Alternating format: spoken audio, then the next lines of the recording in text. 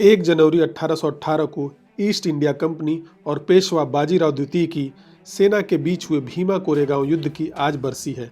देश भर के दलित 1 जनवरी को पुणे स्थित भीमा कोरेगांव स्मारक पर जुटते हैं।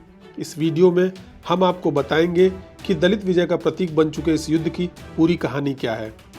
सबसे पहले हम आपको यह बता दें कि 1 जनवरी 1818 को हुए इस युद्ध का नाम कैसे पड़ा। ईस्ट इंडिया कंपनी और पेशवा बाजीराव द्वितीय की सेना के बीच यह युद्ध पुणे के करीब स्थित कोरेगांव नामक गांव में हुआ था। यह गांव भीमा नदी के किनारे बसा हुआ है, इसीलिए इस युद्ध का नाम भीमा कोरेगांव युद्ध पड़ गया। भीमा कोरेगांव युद्ध से पहले ही अंग्रेजों और मराठा के बीच हुए 2 युद्धों में पेशवा कमजोर हो चुके थे। पेशवा की सेना में 20,000 घुड़सवार और 8,000 पैदल सैनिक थे। पेशवा अंग्रेजों की पुणे रेजिडेंसी पर कब्जा करना चाहते थे। पहले बाजीराव द्वितीय ने पुणे पर कब्जा करने के लिए 5,000 सैनिक भेजे, लेकिन बाद में उन्होंने ब्रिटिश सेना के छोटे आकार को देखते हुए 3 इन्फेंट्री डिवीजन भेजे। हर डिवीजन में करीब 600 सैनिक थे। 3 डिवीजन में मिलाकर करीब 2,000 सैनिक पेशवा की तरफ से युद्ध में शामिल हुए। ब्रिटिश सेना की रेजिमेंट में कुल 834 सैनिक थे। ब्रिटिश सेना ने पेशवा के सैनिकों को पुणे में घुसने नहीं दिया। 12 घंटे तक चली इस लड़ाई में पेशवा के करीब 500 से 600 सैनिक मारे गए। भारी नुकसान के बाद बाजीराव ने अपने सैनिकों को वापस बुला लिया। पेशवा द्वारा फौज को वापस बुलाने की एक बड़ी वजह ब्रिटिश जनरल जोसेफ स्मिथ की एक बड़ी सैन्य कमान के साथ वहां आने का भय भी बताया जाता है। बॉम्बे प्रेसिडेंसी के गजेटियर के अनुसार ईस्ट इंडिया कंपनी के 834 सैनिकों में 49 सैनिक मारे गए। 200 से ज्यादा ब्रिटिश सैनिक घायल हुए या फिर लापता हो गए। 1757 में अंग्रेजों ने प्लासी की लड़ाई में बंगाल के नवाब सिराजुद्दौला को हराया था। प्लासी के युद्ध को पूर्वी और उत्तरी भारत में अंग्रेजी राज की स्थापना का निर्णायक मोड़ माना जाता है। मराठा शासक छत्रपति शिवाजी और संभाजी महाराज ने मुगलों से मुकाबला करके मराठा साम्राज्य की स्थापना की थी। 1707 में औरंगजेब के निधन के साथ ही मुगलों की ताकत कम होने लगी। मुगलों के पराभव का फायदा ईस्ट इंडिया कंपनी ने उठाना शुरू कर दिया था। शिवाजी के पोते और संभाजी के बेटे साहूजी महाराज की सत्ता पर पकड़ अपने दादा या पिता जितनी मजबूत नहीं रही, लेकिन पेशवा बालाजी विश्वनाथ के परिदृश्य में आने के बाद ही मराठा साम्राज्य के हालात बदलने लगे। पेशवा बालाजी विश्वनाथ और उनके वंशजों ने मराठा साम्राज्य को देश की सबसे बड़ी ताकत के रूप में बदल दिया था। भारत पर कब्जे के लिए ईस्ट इंडिया कंपनी को पेशवा को हराना जरूरी हो गया था। अंग्रेजों और मराठों के बीच कई युद्ध हुए, लेकिन 1818 में हुई भीमा कोरेगांव की लड़ाई के बाद अंग्रेज निर्विवाद रूप से भारत की सबसे बड़ी ताकत बन गए। इसीलिए ईस्ट इंडिया कंपनी के इतिहास में इस युद्ध का खास महत्व है। इतिहासकार श्रद्धा कुंभोजकर के अनुसार ईस्ट इंडिया कंपनी ने इस लड़ाई में अंग्रेज सेना का नेतृत्व करने वाले F.F. स्टॉन्टन को गवर्नर जनरल ने प्रमोशन देकर मानद आईडी कैंप बना दिया। ब्रिटिश संसद में भी भीमा कोरेगांव युद्ध की प्रशंसा की गई। ब्रिटिश मीडिया में भी इस युद्ध में अंग्रेज सेना की बहादुरी के कसीदे गाड़े गए। भीमा कोरेगांव युद्ध के बाद अंग्रेजों ने युद्ध स्थल पर 65 फीट ऊंचा एक स्मारक बनवाया। इस स्मारक पर युद्ध में मारे गए ब्रिटिश और भारतीय सैनिकों को श्रद्धांजलि दी गई है।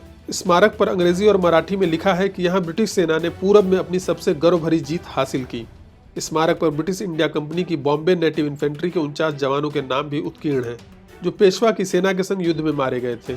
इन जवानों में 22 महार समुदाय के हैं।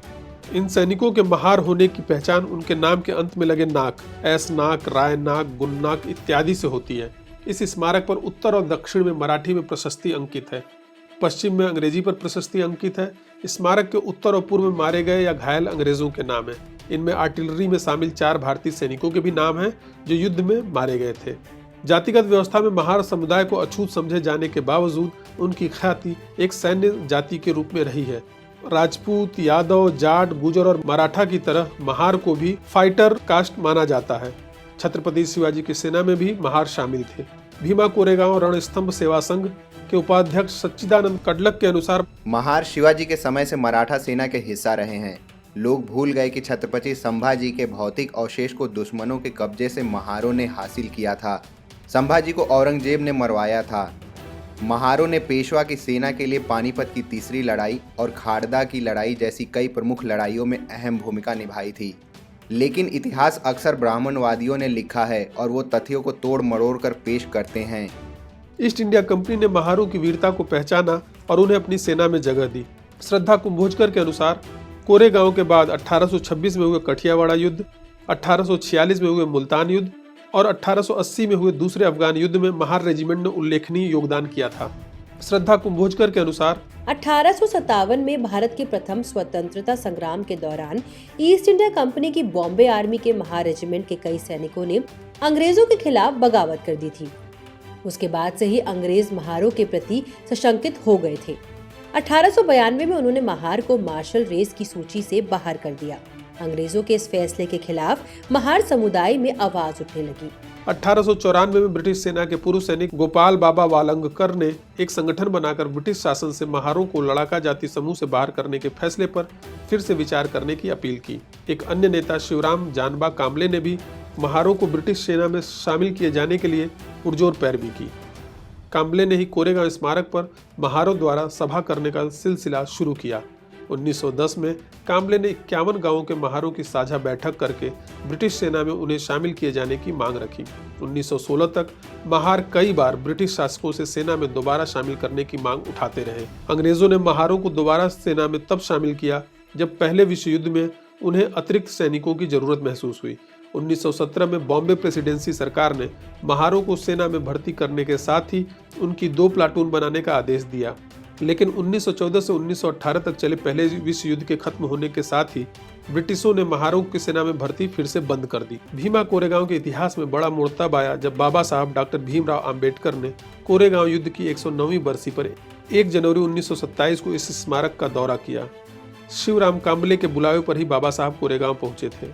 भीमा कोरेगांव स्मारक को ब्राह्मण पेशवा के जातिगत उत्पीड़न के खिलाफ महारों की जीत के प्रतीक के तौर पर बाबा साहब ने भीमा कोरेगांव युद्ध की बरसी मनाने की विधिवत शुरुआत की। बाबा साहब के इस फैसले के पीछे उनके निजी इतिहास की भी बड़ी भूमिका थी। बाबा साहब भी महार जाति से आते थे।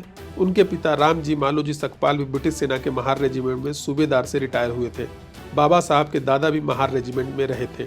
महार रेजिमेंट के साथ ही कोरेगांव का बाबा साहब के निजी जीवन से गहरा संबंध था। इस बात का जिक्र बाबा साहब ने अपनी किताब वेटिंग फॉर वीजा में किया है। फौज से रिटायर होने के बाद बाबा साहब के पिता कोरेगांव में खजांची के रूप में तैनात थे। बाबा साहब अपने भाई और बहन के बेटे के साथ सतारा से कोरेगांव जा रहे थे। उस समय बाबा साहब की उम्र 9 साल थी। कोरेगांव पहुंचने पर उन सब के महार होने के कारण गाड़ी वालों ने उन्हें ले जाने से मना कर दिया। बहुत मिन्नत करने के बाद एक गाड़ी वाला उन्हें ले जाने को तैयार हुआ। रास्ते में जब उन्हें प्यास लगी तो लोगों ने उन्हें पानी पिलाने से मना कर दिया। इस घटना ने बाबा साहब के वैचारिक निर्माण में निर्णायक भूमिका अदा की। बाबा साहब ने लिखा है, मैं यह सब जानता था, लेकिन उस घटना से मुझे ऐसा झटका लगा जो मैंने पहले कभी महसूस नहीं किया था। उसी से मैं छुआछूत के बारे में सोचने लगा।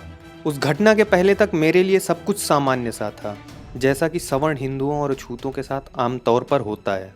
अब इस स्मारक का संरक्षण भीमा कोरेगांव रणस्तंभ सेवा संघ नामक संगठन करता है। दलितों के लिए इस स्मारक का महत्व समय के साथ बढ़ता गया है।